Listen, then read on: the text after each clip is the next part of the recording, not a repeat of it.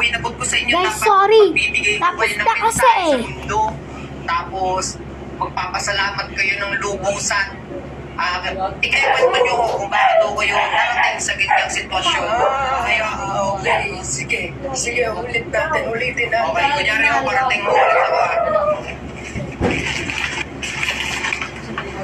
So guys, nandito po tayo ngayon sa Bulbulan Street kung saan maraming tao ang nahihirapan sa buhay, kapos at nagugutom. Ito si Tatay ay aabutan po natin ng kaunting tulong.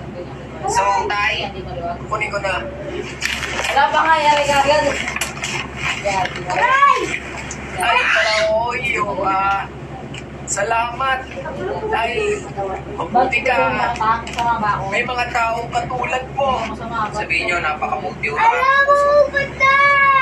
Napakabuti ng puso mo, iyo. Yan, so guys, Hindi pa ako hindi tapos na ako magsalita. makakapagtagal dahil naawa ko sa sitwasyon ng tatay.